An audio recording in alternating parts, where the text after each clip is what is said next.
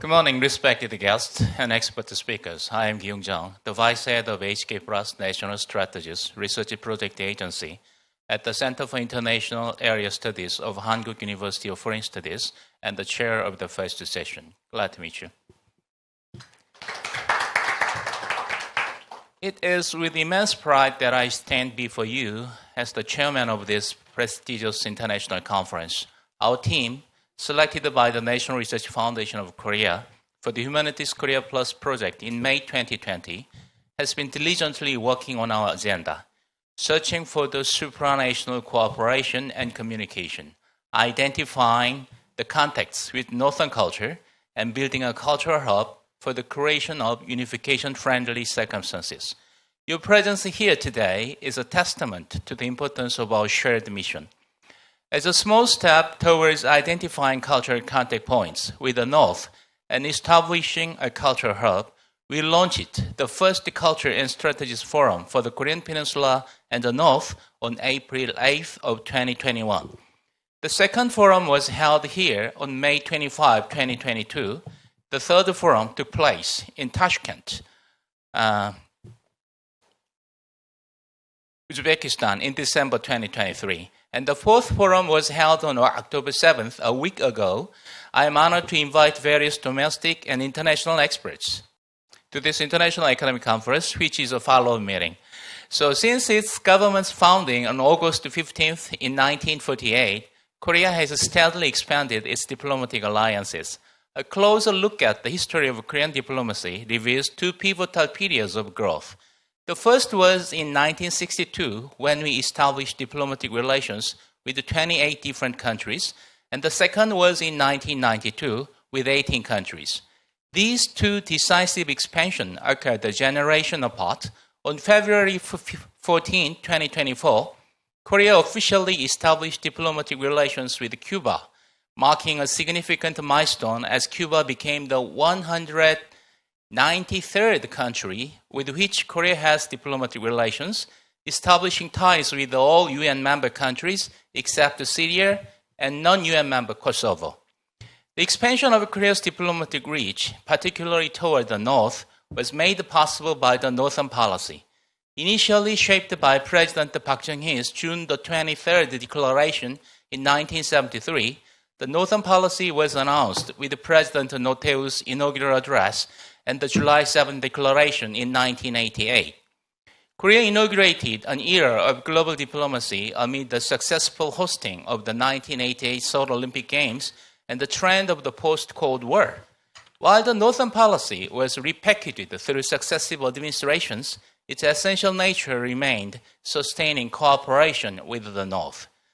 The Northern Policy and diplomatic moves during Notae's administration, the globalization policy and market opening in Kim Young-sam's administration, Kim Dae-jung's Sunshine Policy and the Iron Silk Road, Nomia's Northeast Asian Peace and Prosperity Policy and the Northeast Asian Balance Theory, Lee Myung-bak's comprehensive pragmatic diplomacy and the three major new Silk Roads, Park Geun-hye's Trust Politic and the Eurasian Initiative, Moon Jae-in's Northeast Asia Plus Community of Responsibility and New Northern Policy, and the Yoon Suk-yeol administration's contribution as a global pivotal state for freedom, peace, and prosperity. These represent Korea's call and efforts to connect with the North and the world. Today's International Academic Conference aligns with these efforts, and we can discuss the various issues facing the Korean Peninsula and the world. Let me invite three speakers and today's first session presentation. First of all, Naomi Hyunju Chi, the professor from the Graduate School of Public Policy in Hokkaido University. Valeria Gianotta, the director of Observatory on Turkey, Italian Center for International Political Studies. Peter Ward, from Research Fellow in Sejong Institute. And we also have three panelists. Professor Hong Jung-min from the Faculty of Sciences and Humanities, State University of New York, Korea. Professor Ju Jae-woo from the Department of Chinese Studies at Kyung-hee University. Professor Kim Jin-young, HK+ National Strategies Research Project Agency. Okay, so our time together is precious, and we are grateful for your participation. Our allotted time is 90 minutes. The presenters are kindly asked to complete their presentations within 15 to 20 minutes. At 15 minutes, I raise my hand to indicate the time. Following the presentation, I will invite the three discussants to lead the discussions, and if we have more time, I will give mic to the floor, then we can wrap up the session. So I'd like to invite Naomi Hyunju Chi for the first presenter of the panel. Thank you. Thank you, everyone. My name is Naomi. I'm from Hokkaido University. Nice to meet you all. Should I do the standing or should I sit? Okay, so I will present to you while sitting in my seat. Okay, first of all, I would like to thank Professor Chang and all the professors that brought us here. Thank you very much for the organization of the conference. It's really nice to be here and to meet with our fellow colleagues. So the title of this panel is about supranational cooperation. My presentation is going to be, I think, the anomaly of this session because I'm not going to be looking at state actors because I don't do states. I'm actually a people person. I do East Asia. I work on gender and migration and minorities in East Asia. So my presentation is going to be. I'm going to actually present about a story about ordinary citizens just like us getting together to cooperate for peace. So it'll be a very different, I think, presentation than my other speakers today. But I would like to introduce you to this efforts that are being made by ordinary citizens in Japan and Korea. So the title is Who Will Save Their Souls? And I think you'll understand why I'm talking about people's souls. So I would like to start my presentation. So just a general introduction. So as I said, I'm a professor at the Graduate School of Public Policy at Hokkaido University. I work on law politics. I work on gender, migration, social inclusion. So not an II person. So my presentation is going to be about civil society and the cooperation within the civil societies of Japan and Korea. Okay, so that's the content of today's presentation. So I'm going to be talking about this effort that's being made in a very, very small town of Horokanai in Hokkaido, which probably you've never all heard of. And it's right next to a lake called Shumarinai. And I will also talk about the activities of this NPO, a nonprofit organization called the East Asian Citizens Network. And at the end, I will have a tentative conclusion mentioning some of the impacts and implications of the activities of this organization. So Shumarinai Hokkaido is the northernmost island in Japan. Sapporo is the biggest city. That's where our university is. And it's also where the beer is made, Sapporo beer, that's made in the city that I work in. Shumarinai is about 4 hours away from Sapporo. It's about an hour away from the second biggest city in Hokkaido, which is Asahikawa. And as I said, Shumarinai is a lake. Now this becomes important because the people, the victims, the victims were victims that died during the construction of a dam that is next to this lake. Okay, so during the Pacific War, between 1939 and 1945, about 700 to 800,000 Koreans were forcibly mobilized in various parts of Japan, of which 145,000 were historically mobilized in Hokkaido. And that's actually the site of the Shumarinai Dam construction. Now, that's what it looks like currently, the left-hand side photo, yeah? So the victims of the Shumarinai Dam construction sites, and also there was a railroad construction, and that's where many of, not only Japanese, but also forced Korean laborers that worked at the the construction site for the railroad and also for this dam. Because the winters in Hokkaido are very severe, and in this area, it can go down to -40. And they lived in very extreme conditions. There was no proper heating, so they all died of fatigue and also because of the cold weather. And so while they were working on these construction sites, they had fallen ill, and some of them passed away. And they were buried in this nearby bamboo grove right behind the photo right here on the right-hand side, that's the temple where the victims were, so they were mourning the victims at the nearby temple called Ko-enji. There's a bamboo forest right behind it, and that's where the victims were buried. This is one of the key figures in the story that I'm going to tell you today. He's a Buddhist monk, Yoshihiko Tonohira-san, and he's a Buddhist priest of Ichijoji Temple, which is part of the Honganji sect.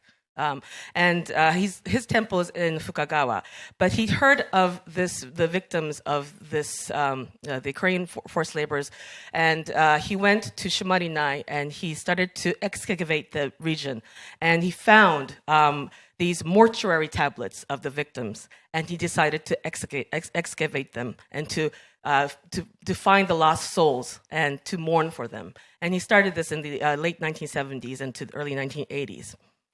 And he also wrote extensively about his activities.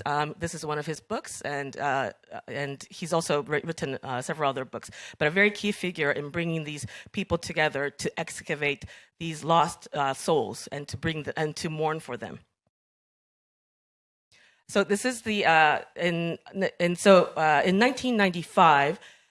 He felt that their stories, these Koreans, forced laborers, their stories should not be forgotten.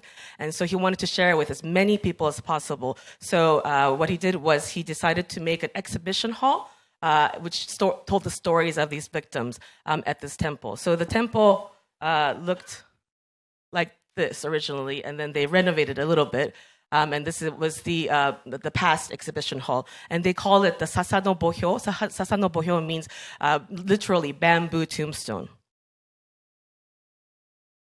So these were the mortuary tablets that he found. And so what he did was he carefully excavated them, and he brought it to the exhibition hall, and he wrote about these stories. What he did was he tried to find the families of these people, and also there's been a ceremony where the Korean families would come to Shimarinai, and they would give the souls back to the Korean family.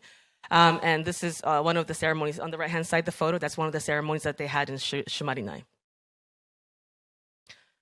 And in 1997, he decided that he wanted to expand this further. And what he did was he set up a nonprofit organization called the East Asian Citizens Workshop, East Asian Citizens Network. And through the NPO, what he did was he set up this East Asian Joint Workshop, where he invited young Japanese people, young Korean people, also from Taiwan and also from China, to come together to excavate the lost souls together. So if you can see the photos on the right-hand side, that's when they're actually digging up some of these victims' bones, right? And what they did was they found at least over 200 lost souls, like the bones of the remains of the people, and they carefully excavated them, and they had decided to put their remains in the exhibition hall and to let people know their story. So the workshops take place in the winter when it snows 5 meters a year in Hokkaido. So, I mean, it's really deep in snow, but we still have people coming from all over the world, including the countries, as I mentioned, Japan, Korea, Taiwan. And they come together in the very cold winter and have workshops and to share their stories and also to think about peace and reconciliation together. And they've been doing this since 1997 for every year except for during COVID. So we meet every year to share again our stories about how we would like to go forward to think about peace and reconciliation. Now, because as I said, there's heavy snowfall. What happened was because this temple is made by wood. It's a wooden building, and so it collapsed because of the snow in 2000. And So the next project that Tonohira-san, the Buddhist monk, what he did was he decided to have a crowdfunding, to make the new, to rebuild the building that would be more, stronger, and so that it can, it would be resistance to the snow. And so in 2 years during COVID, from 2020, after the collapse of the building, to 2022, he collected he collected quite a bit of money, and they were able to build this new building. Now, one of the interesting things about this particular activity is that the backgrounds are all very different. Some are Christians, some are Buddhists. We also had a lot of Ainu people that joined these ceremonies. And during the excavation, we had the indigenous people of Hokkaido, is called the Ainu, and they prayed at the site in the traditional Ainu rituals. And we all came together, regardless of our religion, to pray for the lost souls. And while they're doing the construction, what we did with the exhibitions was we took it all over Japan. So from Shimarinai, we took it to Tokyo, to Osaka, to various parts of Japan, and we had these moving exhibitions. So we took some of the mortuary tablets and also the photos and the stories of these victims, and we had these temporary exhibitions in many of the big cities in Japan. So this is the new building which opened in September 27th last month, and we had an opening ceremony. I unfortunately couldn't make it because I had another conference in Fukuoka, but over 200 people had gathered, and they were at the opening ceremony of this new building. You can see it's it's a very modern construction now, so that it's snow resistant, so it won't collapse again. So people from, not only from Japan, but people from Korea and also people from Taiwan joined the opening ceremony. Okay. Oh, and one of the, I just wanted to share this one quotation by Tonohira-san. I asked him, so why do you bring Ainu people, and why do you, what is one of the reasons why you do this? And he said that there's no national, ethnic, or religious barriers to mourning, so that's why he felt that it was important to bring people from different countries, from different cultures, different religion, because we all mourn, right? If our loved ones pass away, we mourn, right? And so it's the same feeling across any country. So that's one of the key ideas of this activity, is that it's, regardless of our differences, regardless of our disputes, mourning is something we all share, right? And so he felt that it was important to share these people's stories and to mourn together, as in solidarity. So I just wanted to, the next, I have 2 more slides and I'll finish, but I just wanted to share with you another quotation by one of the participants. She's actually second generation Zainichi Korean, third generation Zainichi Korean who had been participating in these workshops since the beginning, since 1997. And she said, quote, "When I was in my 30s, I took part in the workshop with the hope that together with the young people from Korea and Zainichi Koreans, among others, right, from Taiwanese and Japanese, I would release the resentment of our people.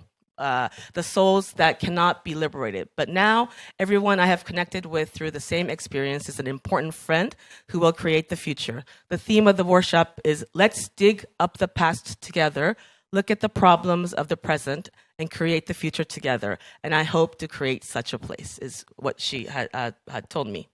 So this is my last slide. Implications, I think there's quite a bit, but I'm just going to leave you with this last slide.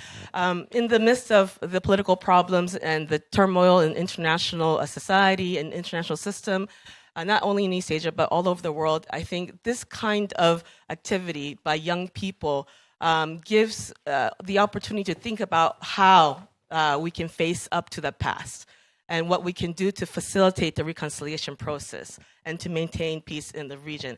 And the key point is that we come together as a group, regardless of our differences. And I thought I wanted to share this story with you because I thought it's another way to look at peace process and reconciliation. So I will leave you with that. Thank you very much.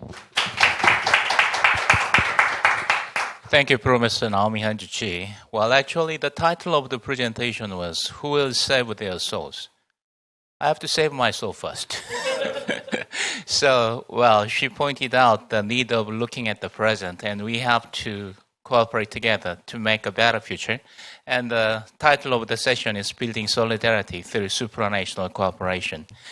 And the next presenter is Valeria Gianotta from Italy, the director of the Observatory on Turkey, Italian Center for International Political Studies.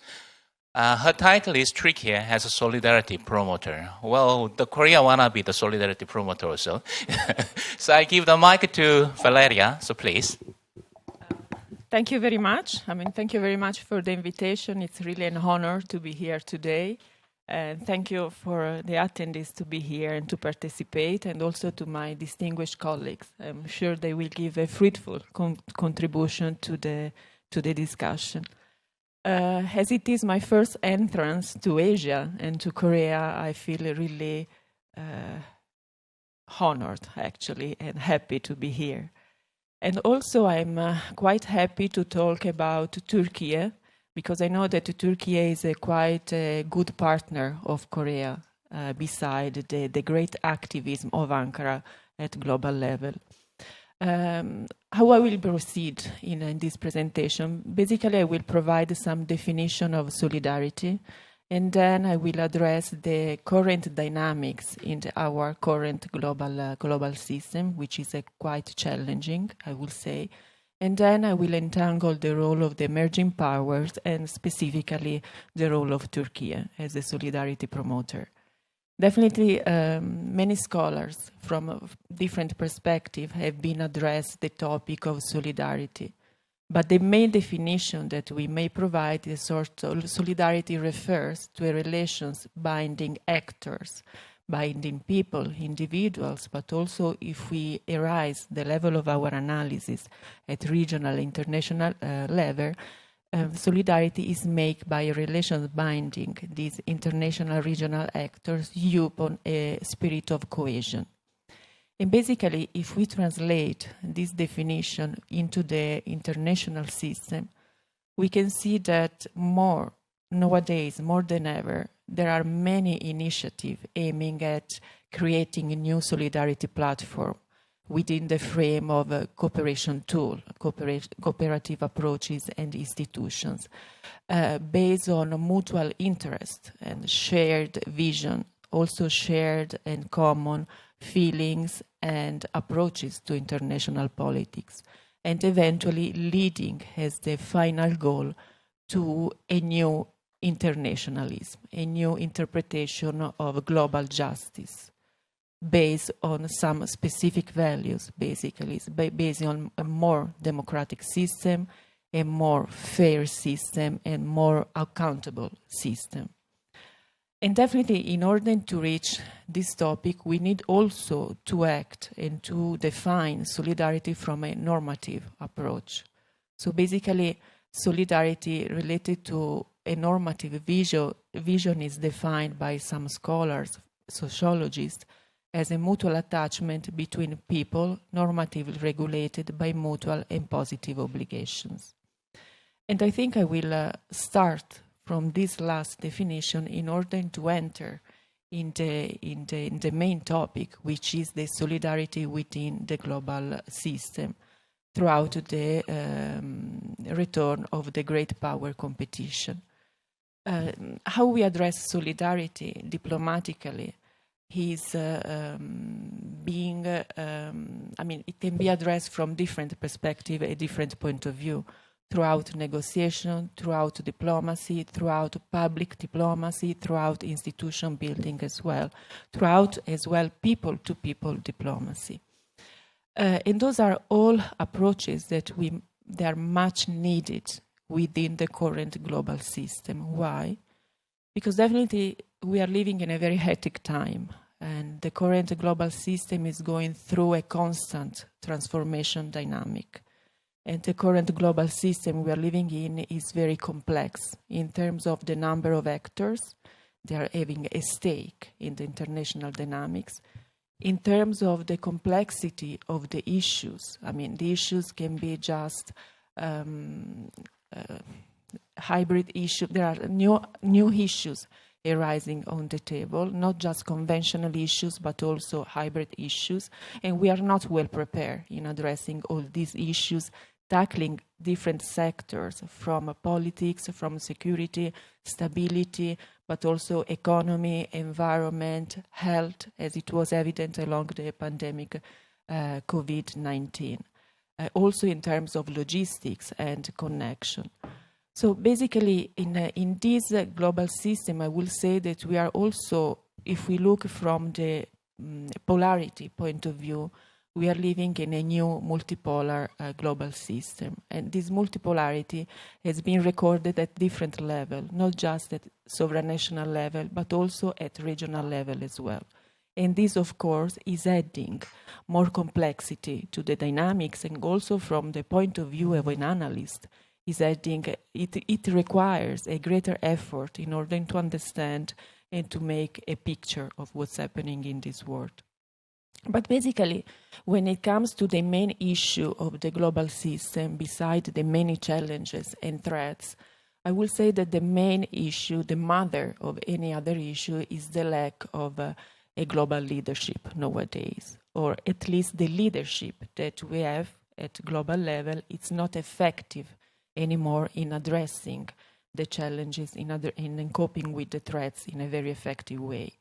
And beside the lack of global leadership, and when I speak about global leadership, definitely I refer to UN and UN system mainly, there is also the inadequate response by the great powers, by the key actors in the international system that, as it has been addressed in the opening remarks, they are affected by a sort of lack of vision and also a sort of crisis of leadership as well. And in this big basket, which is very complex related to the global environment, definitely there are also space for opportunities beside the challenges.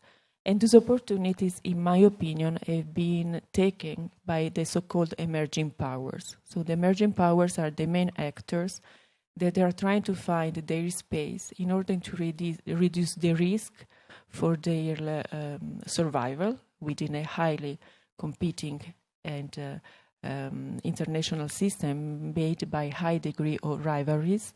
And also the emerging powers are the ones that they are trying to extend their influence throughout new cooperative approach in order to strengthening also their interests and their power position within the global system.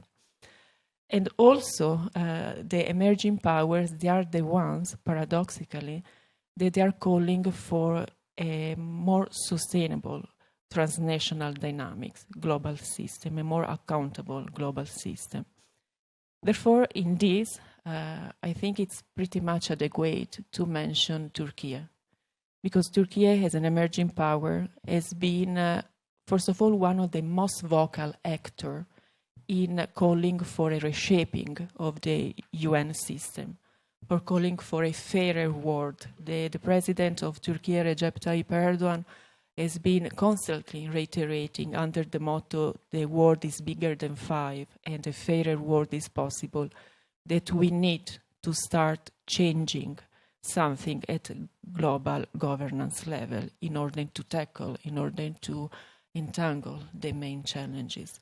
But also I do believe that beside the international approach of Turkey, Turkey is a peculiar case of analysis because it has made the solidarity as the main locomotive also for its internal transformation, for its domestic adjustment, and translating that as well at regional and international level.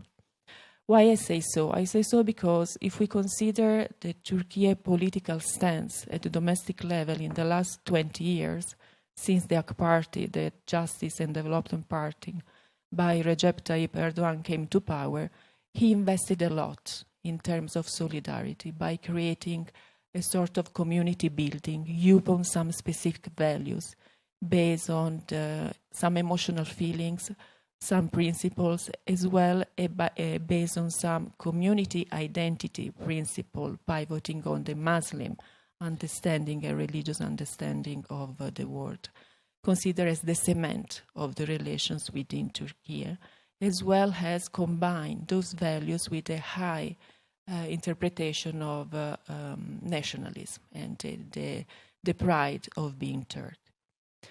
Definitely, once it has consolidated upon solidarity, the community building within domestic level, it also translated this by creating new connections and cooperative frames at regional and international level.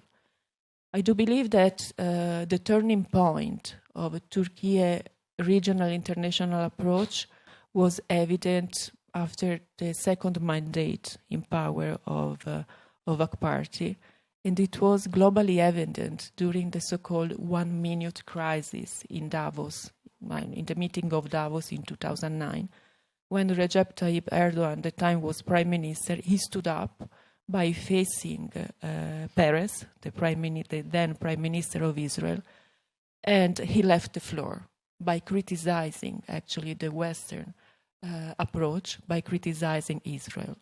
But beside the criticism, why that was important? Because starting from that point, Erdogan and Turkey has been portrayed itself as the guarantor, as the supporter of the oppressed in the world.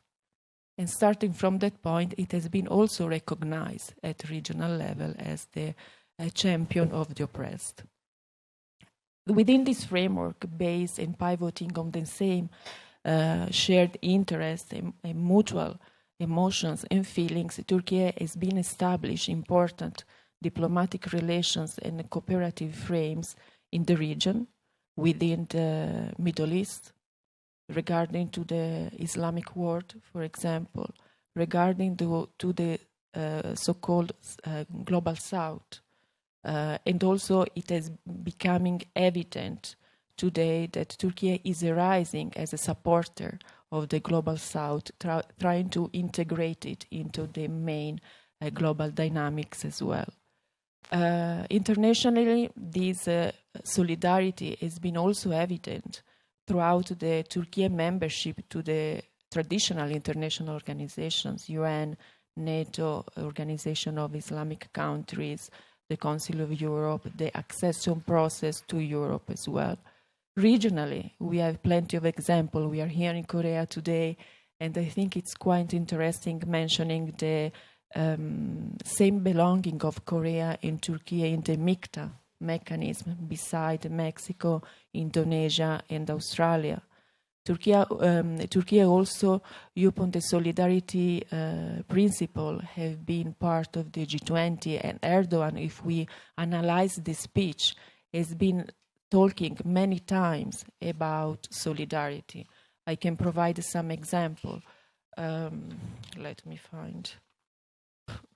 Yes, the term of solidarity has been used extensively, both at domestic level, but also translated at international regional level. For example, around elections, he spoke about we should together come in solidarity and unity.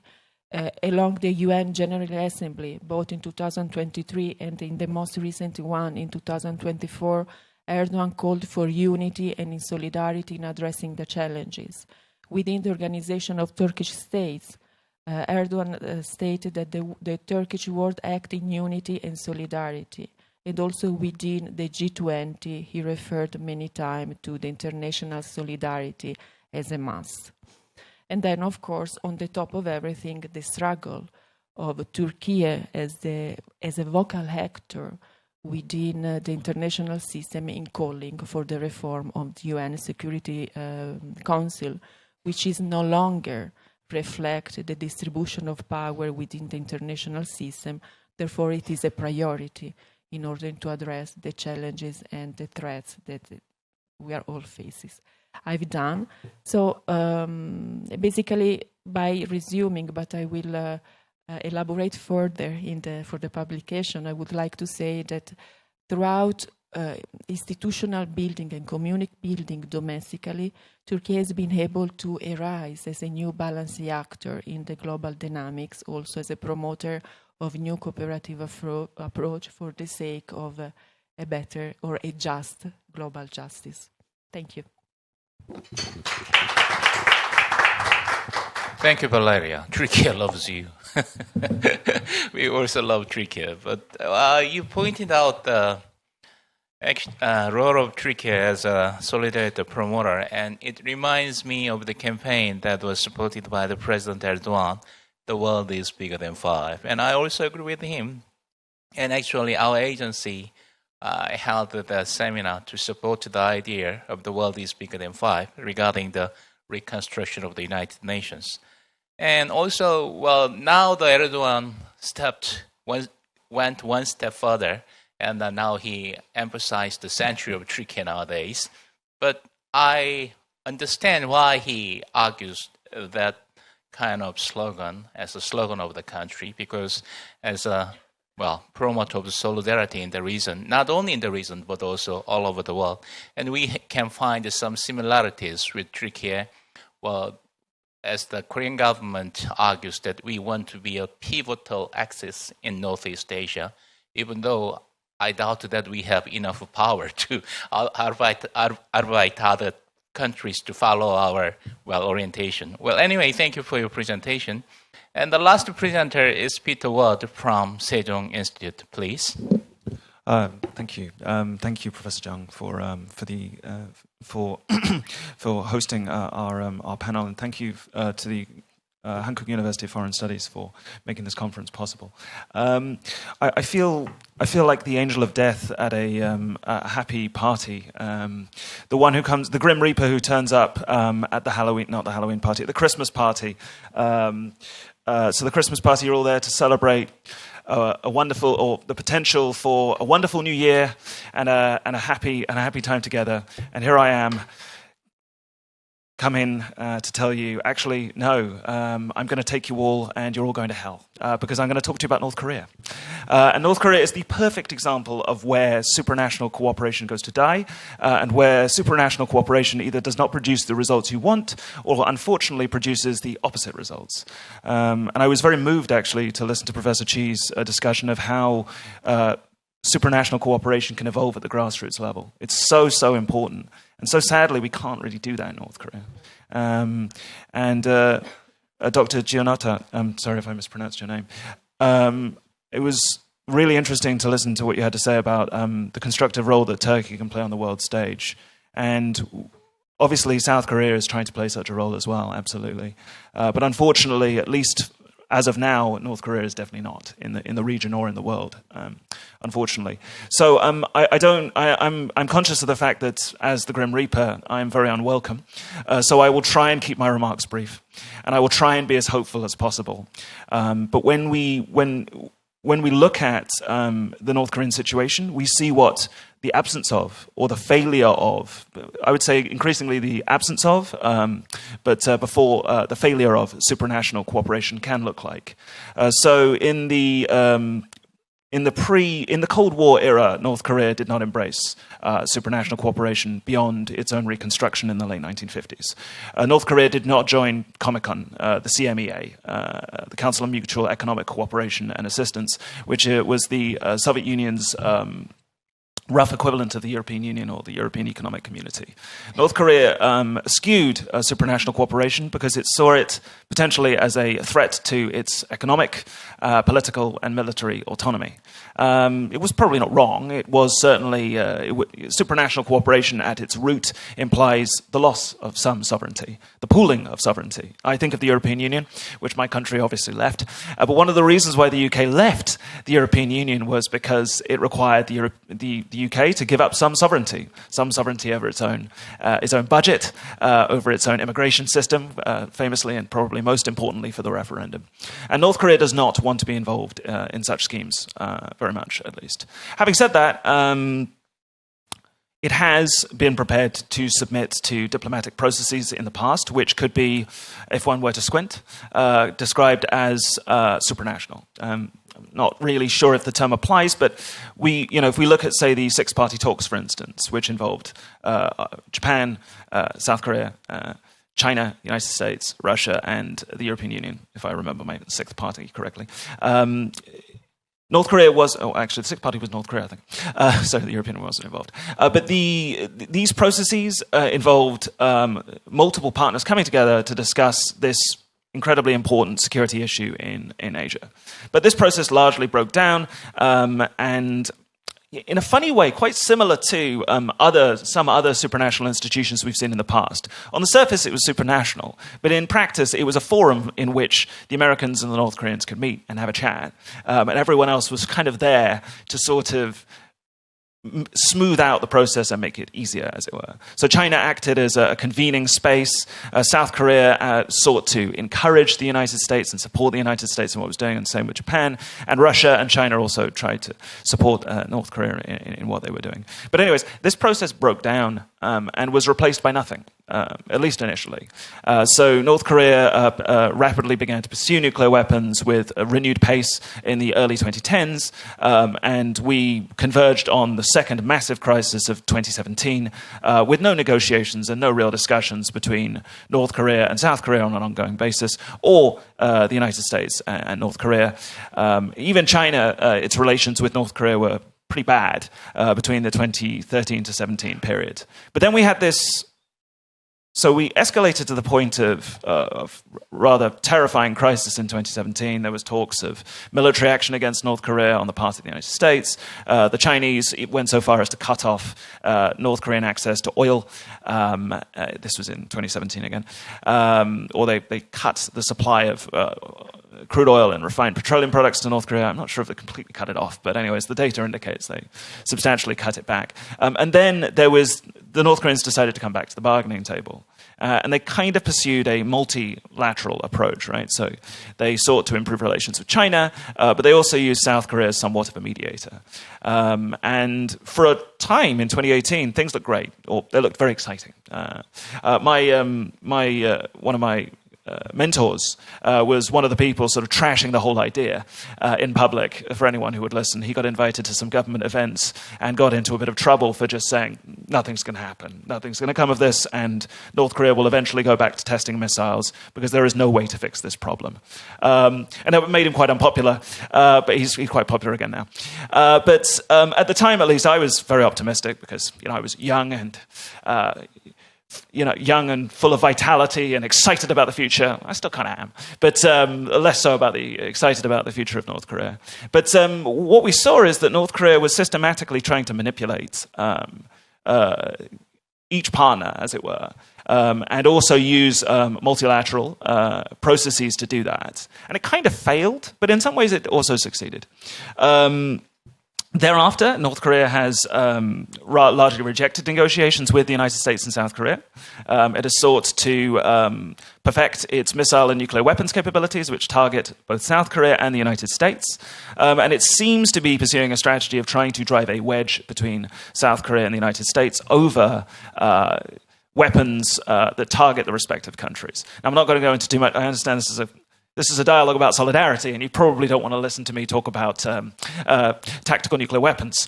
But they are a very good example of the failure of solidarity and the failure of supranationalism, I'm afraid. As in there are many wonderful examples of supranationalism in the world we live in, including in this part of the world where some of us live as well. But unfortunately, North Korea's nuclear program is definitely not one of them. But the strategy is basically designed to, you have one set of weapon systems which target South Korea, and you have another set of weapon systems that target the United States. And at some point, the US will take the view that the systems that target them are more important and will prioritize those in any negotiations they would have with South Korea. At least that is the strategy that Pyongyang is pursuing.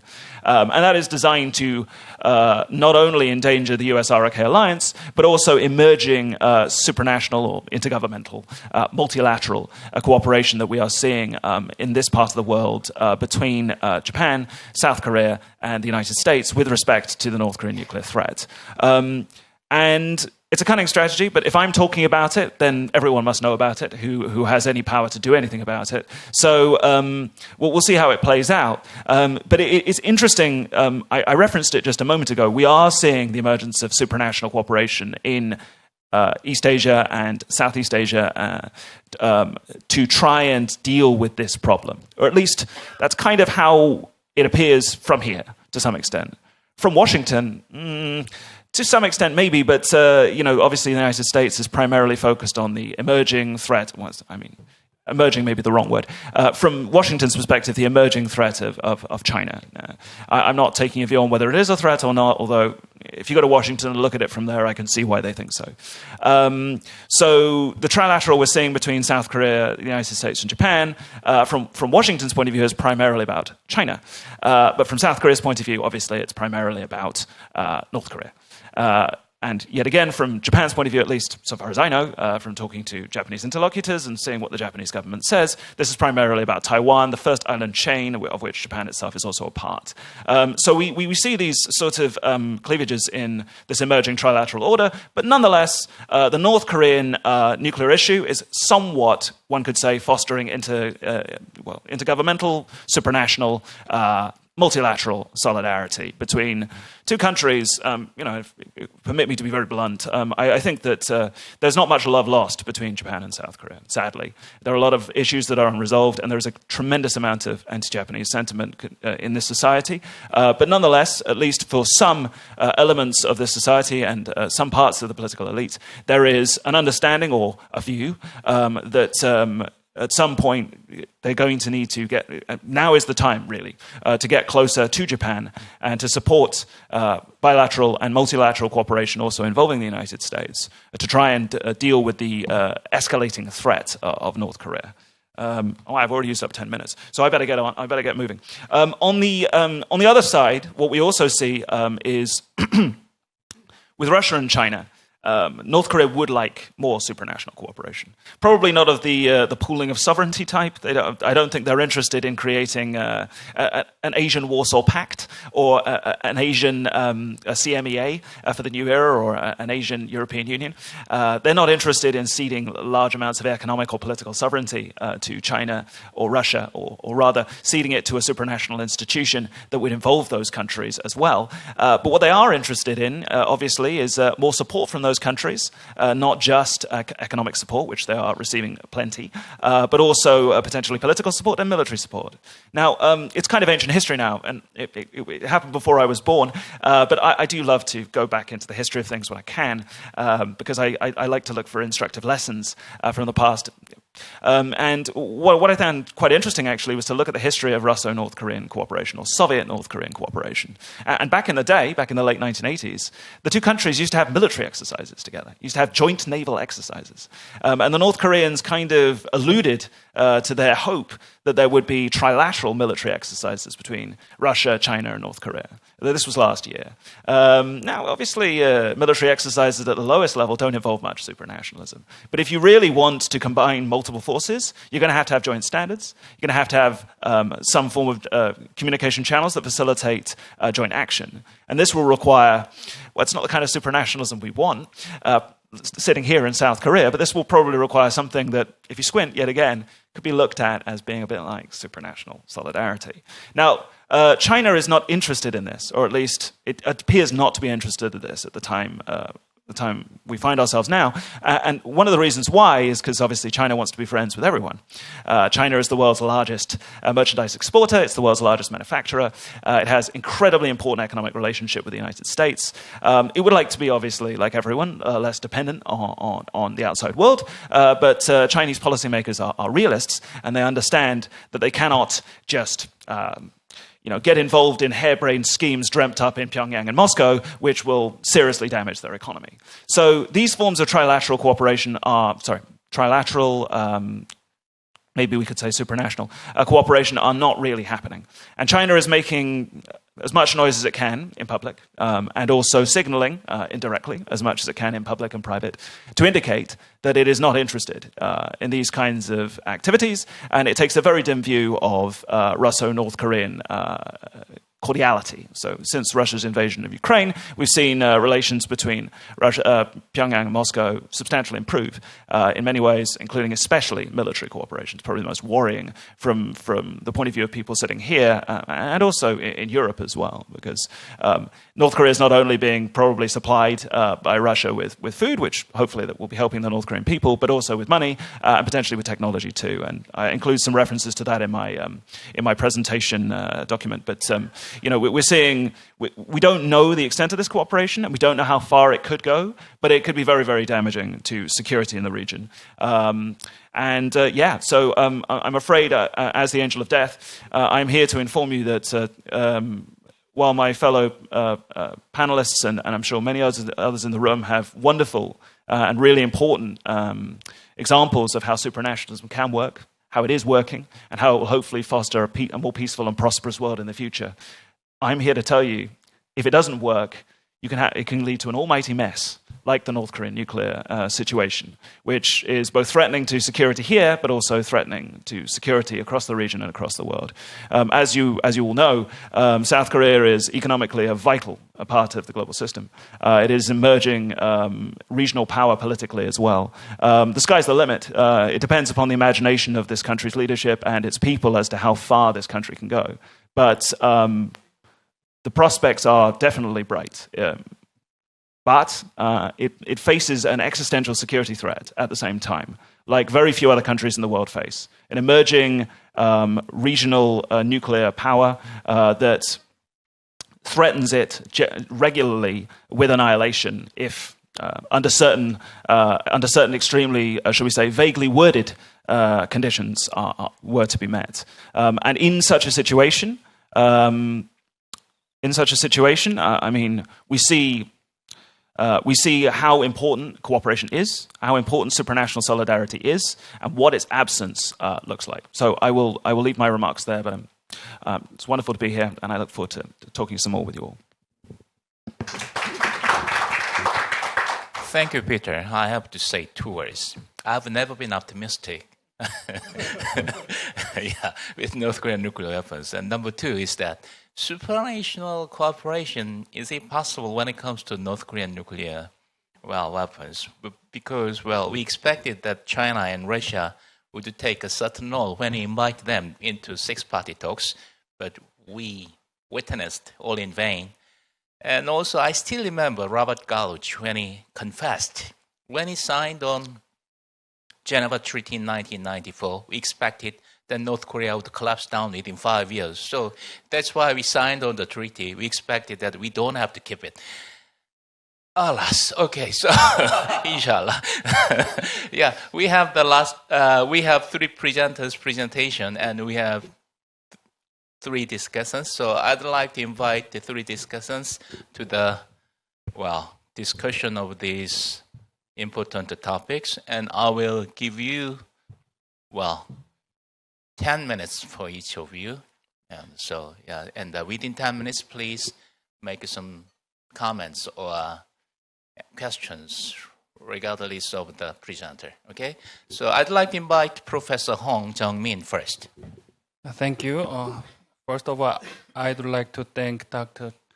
Junyoung Kang and Dr. Kyung Jung for inviting me to this valuable forum. And also, I'd like to thank the 3 presenters. I'd like to discuss and comment first Dr. Wall's paper. And my simple question is, bilateral talk or bilateral cooperation or trilateral cooperation can be called as a supranational cooperation? And then another basic question is, currently or in the near future, is there any possibility to resolve the North Korea's nuclear issues through international cooperation or supranational cooperation? Yes, maybe, or maybe not. The US presidential election will be held 3 weeks later on November 5th. According to the survey result of Real Clear Politics yesterday, I found Trump is leading all 7 battleground states, except Wisconsin. There's a 0.3% margin. Harris is leading. But as you know, among American voters, there are 3 or 5% shy Trump supporters. So according to the survey result and considering the 30% shy Trump supporters, I expect that Trump is highly like to win the election and become the US president again. If Trump becomes the US president and he will try to meet Kim Jong-un again, we can say there may be possibility to negotiate with North Korea to resolve the nuclear issue. Whether continuing to seek the denuclearization of North Korea or admitting North Korea as a nuclear weapon state. Anyway, Kim Jong-un seems to be hoping, expecting, and waiting for the Trump's winning in the election. Then, can you say that Trump's meeting with Kim Jong-un is an international cooperation or just a bilateral talk between US and North Korea? Therefore, I want to argue that most powerful states or states can resolve the North Korea's nuclear issue and establish peace in the Korean Peninsula and world. Not international cooperation like the six-party talks as Dr. Jung mentioned. Today, in the keynote speech, Dr. Hyun-wook Kim told us that U.S. power is declining, becoming weaker, and the current international system is bipolar. However, I want to argue that we still live in the unipolar system under the U.S. hegemony. In addition, realism is more powerful to explain the current international relations and world affairs than liberalism. As Dr. Ward, you pointed out, the relationship between the North Korea and Russia is becoming close and very good since the Russia-Ukraine war, but the relationship between North Korea and China is becoming worse. So I agree that the prospects for trilateral cooperation among North Korea, Russia, and China appear far dimmer. After the U.S. presidential election, if bilateral negotiations between the U.S. and North Korea starts again, the Russia and China could take a bigger leverage roles to resolve North Korean nuclear issues. However, I also cautiously predict that the U.S. and North Korea will directly negotiate and make a certain agreement regarding the North Korea's nuclear issue and economic aid and economic cooperation without Russia and China's leverage roles. At the end of 2023, North Korea announced that the unification goal is abandoned and South Korea is treated as a separate enemy state. In other words, North Korea will not see the relationship between South Korea and North Korea as a special inter-Korean relationship, but two separate states in the Korean Peninsula. Why did North Korea declare this? I think there are two reasons. First, in order to keep and defend Kim Jong-un's regime, North Korea wants to threat South Korea through this two-state declaration. In doing so, North Korea emphasized that we can use the nuclear weapons against South Korea because South Korea is an hostile enemy state. Second, this is more persuasive to me that North Korea is not confident to compete with South Korea anymore in everything except nuclear weapon. North Korea has basically admitted to South Korea that North Korea lost the regime competition over the last 7 decades. Furthermore, North Korea seems to feeling a sense of crisis about maintaining Kim Jong-un's regime and worrying about what if North Korea is absorbed and unified by South Korea in the emergent situation. Lastly, I'd like to share my personal opinion. International cooperation is good and necessary. However, international cooperation cannot be a goal or purpose. It just can be a means or method to establish the peace in the Korean Peninsula. In order to resolve the North Korea's nuclear issue and to establish the peace in the Korean Peninsula, I think we have to embrace Mearsheimer's offensive realism. So South Korea should have more power, establish stronger military power, and also strengthen the alliance with the US and Japan and other democratic allies. At the same time, we have to use diplomatic ways and negotiate with other states such as China and Russia. Basically, we must admit the US as superpower and expect its positive role to negotiate with North Korea. Also, we have to keep a good diplomatic relationship with Russia and China to resolve the North Korea nuclear issue. And most of all, South Korea should continue to open the door to North Korea and give signals to North Korea that we want and ready to talk with North Korea anytime in any topics and issues. international cooperations, supranational solidarity is very important and necessary. We need it. For the better supranational cooperation, South Korea should declare to the world that South Korea will continue to keep the goal of unification. We are continue to seek unification. Because South Korea and North Korea were originally one nation state, if international society is more interested in the Korean Peninsula and can understand the sad history of Korea and Korean War, international society and more states will cooperate for the peace of the Korean Peninsula and the world. And then, how many minutes there? Thank you. So next, I would like to make some comments on Dr. Janota's paper, Turkey as a Solidarity Promoter. This paper began with the phrase, Turkey as an emerging power and vocal actor in the terms of solidarity within the new multipolar international system. I'd like to raise two questions. First, how can you define Turkey as an emerging power? Does Turkey have an enough power? And why Turkey among other G20 countries there? Second, can you say the current international system is multipolar? I think it's, as I already commented, it's still unipolar system. US is the most powerful country. I can say that a bipolar system can emerge in 5 or 10 years or 20 years between US and China. As for me, it's hard to say now is a multipolar system. However, this paper assumes that this international order is a multipolar system. So I want to see I want to argue that this paper should provide more data, evidence, or references to support it is a multipolar international system now. This paper seems to adopt and rely on liberalism. However, current international order can be explained better by realism. The current US and China strategic competition, Russia-Ukraine war, Israel-Hamas or Hezbollah war, Brexit, Trumpism, all these current wars and world situations can be better explained by realism. Even though this paper admitted that the UN is constantly showing its weakness, which also shows liberalism the weakness as well. But this paper does not admit the US superpowers role and unipolar system. MIGTA was established to work together to bridge between developed and developing countries and to commit to democracy.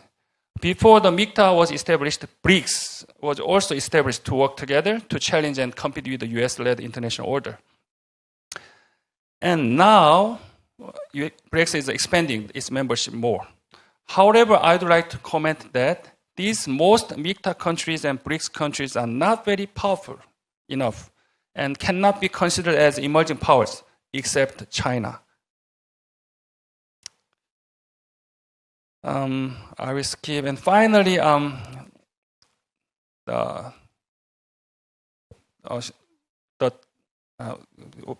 minute left, maybe. Also Turkey is this paper is emphasizing the reformation of the UN, and then I would like to raise a question: how to reform the UN for the fairness? Which country should be added to the permanent 5 veto powers?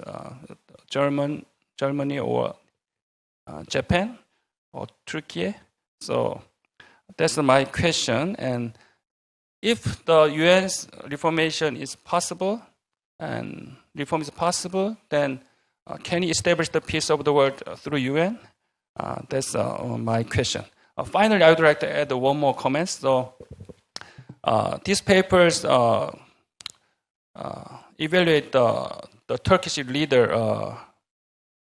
Erdogan as a good political leader, contributing to the internal solidarity of Turkey and also making Turkey as a key player for the transnational solidarity. However, I cannot find the sound data or evidence to support this argument. In particular, recent Turkish election result has shown more division than solidarity. So thank you. Okay, thank you, Professor. Well, I thought you were a liberalist, but you are more like a realist today. And when it comes to North Korean issues, every Korean tends to be a Minister of Foreign Affairs when they talk about that. Sorry. And so we all have different calculation and different evaluation regarding that. So we can have some more time for hearing the answers from the presenters. And I'd like to invite Professor Ju to make some comments and questions, please. Thank you. Good morning, ladies and gentlemen. And it's quite an honor and pleasure to be part of this wonderful conference. And I'd like to thank my friend, good old friend Kyung Chung and Chun-Young Kang for their efforts to bring all these people together to this wonderful place. Wow, if you asked me to write and contribute to this conference, I would have refused, to be honest with you. So I do admire their bravery and courage to come forward and deliver their respective presentation this conference, because when I looked at the theme of the conference, wow, did you read this? Seeking supranational solidarity and the return of the great power competition. This is challenging. If you asked me to write a paper for this conference, you'd have antagonized me. Because we're not even talking about transnational, we're talking about supranational here. And solidarity in this world of chaos and turmoil, we're going to look for a chance to solidify super world. And in the era of great power competition, we're talking about great power competition. We can only assume that their relationship is basically rivalry, right? You know, and when great powers are in rivalry, we're talking about they want to divide and rule the world. They're not looking for solidarity. They want to divide and rule, and basically in their own respective camp, that's where they want to build solidarity, right? But this conference is still looking for a chance to build supranational solidarity, so I think it's quite challenging here. And supranational solidarity can only rise above and shine only when there's supranational cooperation under leadership, just like I think you pointed out, right, Valerie? I think so. I like to look at this question from a constructive perspective, just like Valerie did, and I think leadership is quite. It is critical. It is critical, but we're missing leadership, just like Hyun-Woo Kim pointed out in his keynote speech, that American hegemonic power is waning, and we see more emerging powers that are in struggle to find themselves a foothold, and therefore it's causing a lot of conflicts and even wars in this era. We never expect this to happen, right?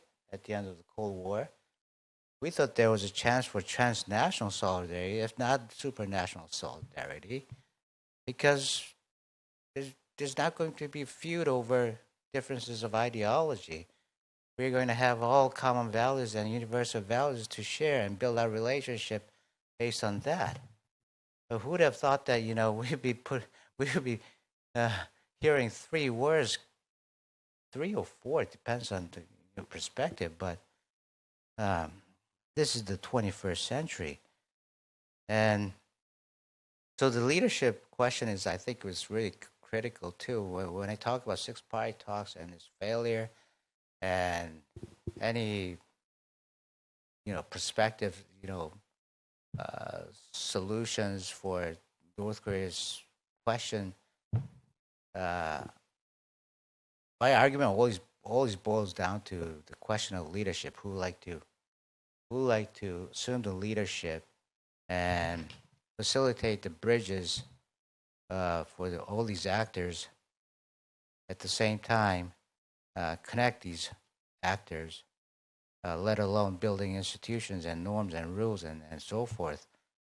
Only with that kind of leadership, I think we can facilitate the necessary. With the leadership, we can facilitate supranational or transnational cooperation. Without it, I don't think anybody's willing to compromise their sovereignty or national autonomy, right? Let alone compromising disagreements and differences.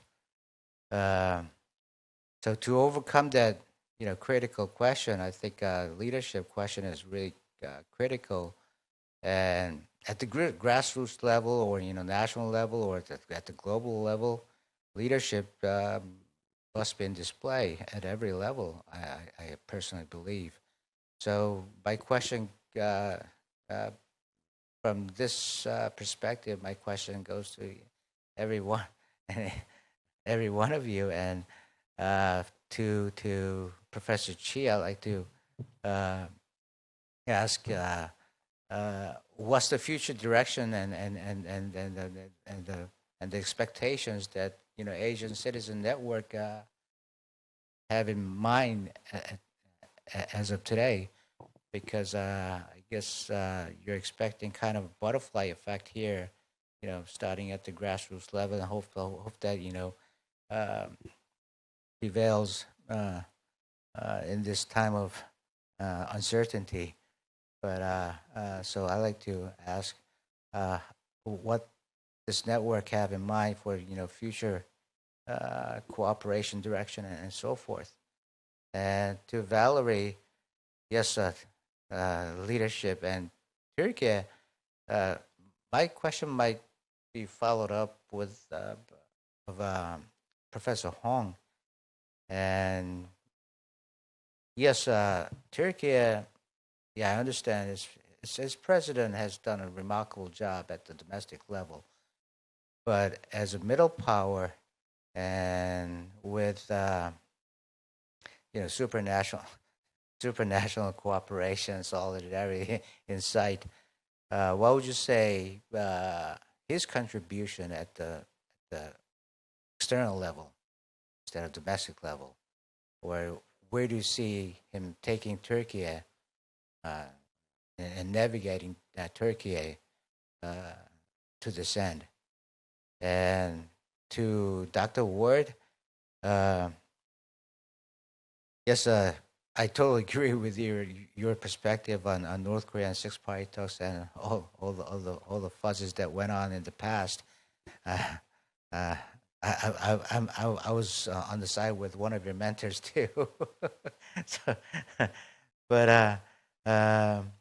So where do you see North Korea would like to take its relationship with China and Russia? I think that could be a really interesting question with respect to this conference theme, that if not supranational cooperation, but at least transnational cooperation from North Korean perspective.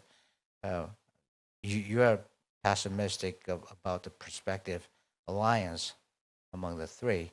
Where do you see North Korea would like to take the relationship at the individual level or at multi-level level? Thank you. Okay, thank you, Professor Zhu. Well, yeah.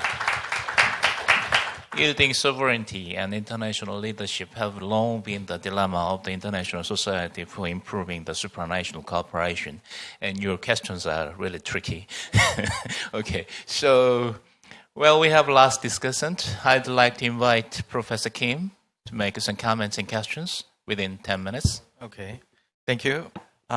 It is a great honor to be here to talk about each of scholars from various countries.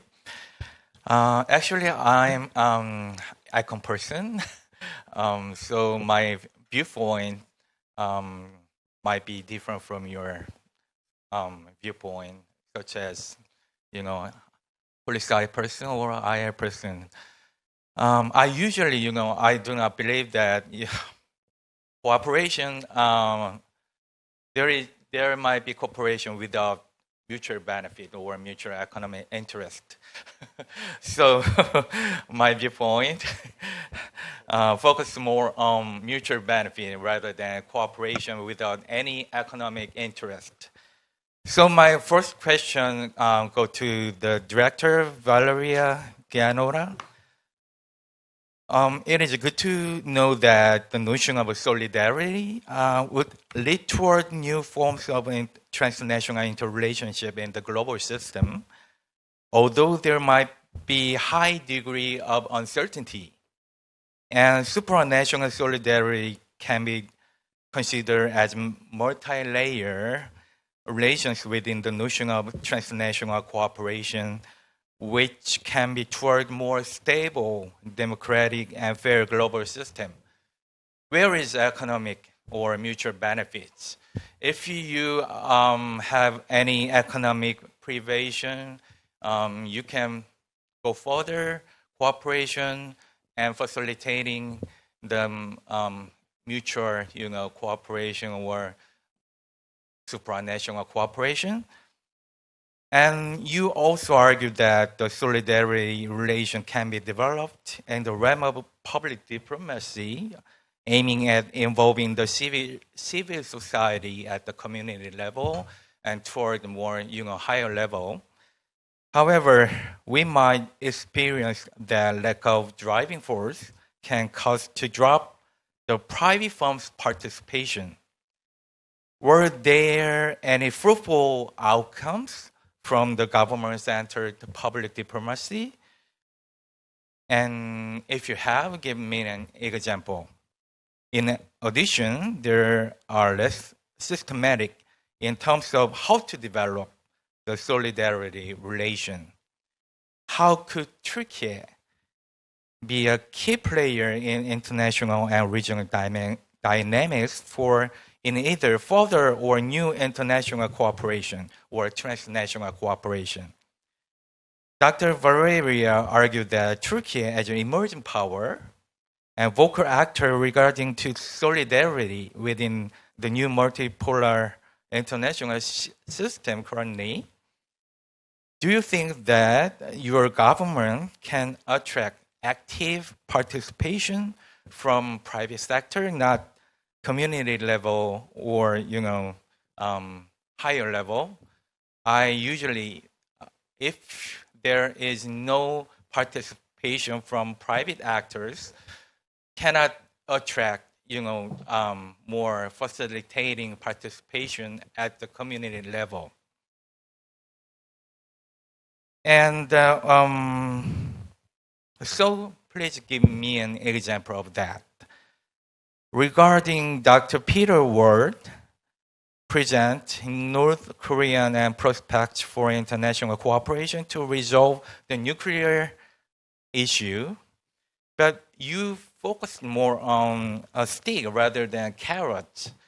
If you have, if you find any changes from the North Korean strategies regarding to the nuclear issue, and if there might be more economic privation issue from diverse types of sanction, that might cause more tension, making insecure relations against the global system. And the last presenter, Professor Naomi Chi,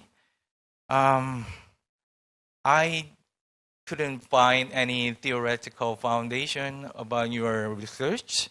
So do you plan to apply any theories of kind of social capital? I just bring my hand, regarding to the social capital, facilitating, community-based cooperation to solve psychological impact from the historical disaster. Thank you. Okay, thank you, Professor Kim. And we all have different perspectives. And when it comes to the theoretical framework, we are planning to publish a book, after collecting the manuscripts, after you amending the original manuscript here today. So that's why he wanted to know about that. And when it comes to the director, Valeria Gianota, is not Turkish, she's Italian. Okay, so so we have just 5 minutes. So I give just 1 minute for each other, and we know that we have different perspectives. So make a short answer to the comments and questions from the discussants. First of all, I'd like to give mic to Peter. Okay, so on supranational cooperation, if we look at it as the pooling of sovereignty, if that's our definition of supranational cooperation, I do think that there is scope for some pooling of sovereignty on the US-led alliance system in East Asia, especially with respect to common munitions production, development of standards, strategy, military exercises. I mean, this is all very hard security stuff, but I do see how the US could facilitate that kind of cooperation. Now, I understand when we talk about supranational solidarity, we're not usually talking about building more tanks, making shells better, coordinating and coordinating on strategy, interoperability, joint operations, that kind of thing. But we could definitely see that kind of supranationalism emerge over the next decade or two. We could. I don't think it'll happen under Donald Trump, but maybe. We should also hope to see supranational cooperation amongst the United States and its allies with respect to dealing with the North Korean nuclear issue. What are our goals now? And that's going to involve real, frank discussions amongst partners and coordination, which it won't be the direct loss of sovereignty, but it will imply not a multilateral approach where all voices are heard and where whatever strategy is pursued in a way that minimize the security threat that the North Korean nuclear program poses to all sides. With respect to your question, Mr. Professor Ju, I'm just trying to recall. Can you remind me of it, please, quickly? Of course. Sorry, sir. I think North Korea would like to obviously maximize its economic benefits, just as Professor Kim was saying. And I think North Korea would like to put on a show of a supranational or multilateral cooperation, but it doesn't want to give up any sovereignty. And it would also like to use this show to exert pressure on South Korea and especially the United States to come back to the bargaining table. Because ultimately it would like to live in a multipolar world where it is not just on one side of that multipolar world. It would like better relations with the United States. It would like to normalize relations with Japan. I'm not sure what it wants of South Korea now. It looks like it would like to be rid of South Korea completely. But at least it would like to be able to play both sides off against each other, like it kind of tried to do in the Cold War as well. But I've only got a minute, so I better leave it there. Thank you, sir. I'm afraid I can't get to your comments.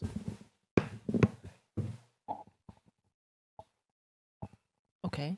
Thank you for the remarks. Basically, the paper was just a draft, of course. I'm going to elaborate further, but I really appreciate your observation.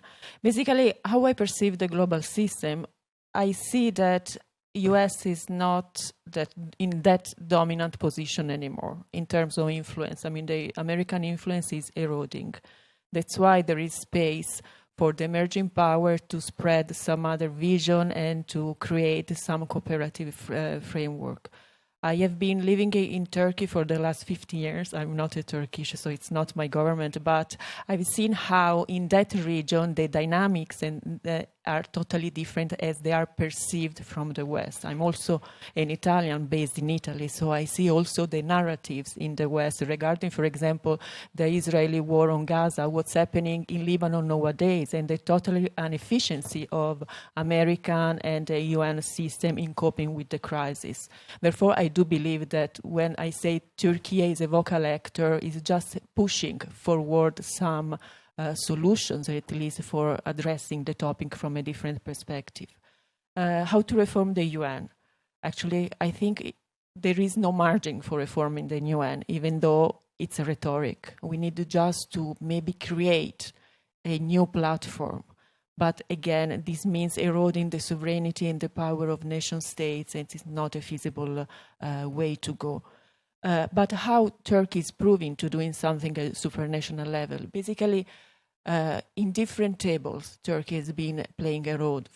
For example, in UN has been creating the Zero Waste Project, led by the Turkish presidency, which became a global project in terms of green and zero waste. Also, Turkey has been the only negotiator between Ukraine and Russia, and the role is being acknowledged at a regional level.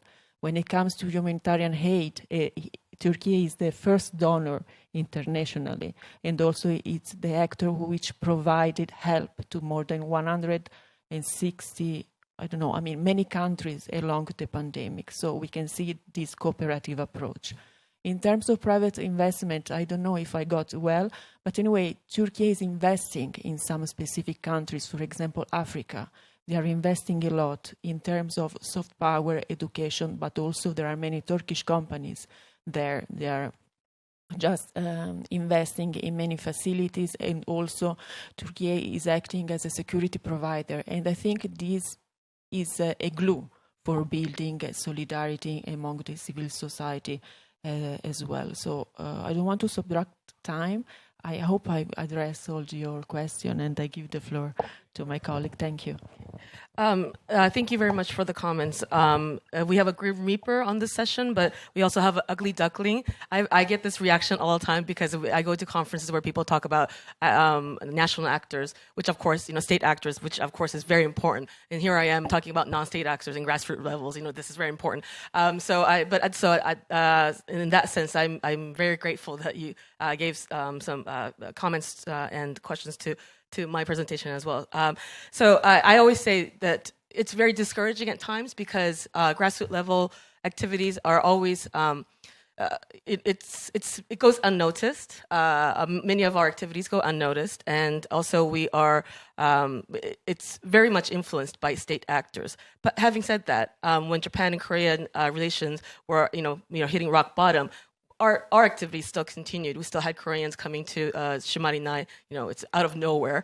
We had Taiwanese coming to our workshop, and it was so regardless of what happens at the national level, we're always there. We're always there, and we're doing the workshop, and we're trying to to continue to find these lost souls. So in that sense, I think the grassroots levels activities is kind of like the web, that holds things together. When sometimes you have a rocky relation between two nations or three nations or what have you, right? I also say this too in many of the conferences. Just because we're discouraged doesn't mean that we stop trying, right? Maybe this is like in terms of language, maybe not proper language, but we either try very hard or we die trying. There's no reason why we have to stop here, because we don't get the we don't get the positive effects. If that's okay, because the important thing is that we try and we continue to try, right? So we'll continue to do what we do, and I think it's important that at the low politics level, because I work on gender and migration and minorities, people with a lot of trauma, because there's always violence within in gender issues and migration issues. One of my sort of the new projects that I want to work on is on how to deal with trauma and how to deal with the resentment, the anxiety, sorrow, desperation people feel at the everyday level. And because we need closure, right? We need to have closure when we lose people, when we lose our loved ones, or when there is a conflict. We need to have closure, and that's something that I want to work on. In terms of theoretical, framework, yes, absolutely. Social capital is one of the things I was thinking of. Also, reconciliation, and also the idea of how to find closure. So it's kind of I'm sort of going beyond political science and maybe looking into psychology as well, because I work with some of psychologists as well, and how to deal with not only personal trauma but national trauma as well. So I'll leave it at that. Okay, we helped and we'll keep trying. Okay, thank you, Naomi. So under the theme Building Solidarity Through Supranational Cooperation, we have 3 presenters and 3 discussants. Thank you again for your presentation and discussion. And we dealt with DPRK nuclear issues and leadership as a middle country, and also how to solve our souls. We have to save our souls. Okay, I declare that we have a successful session, and thank you again for all the participants, and thank you all. Thank you.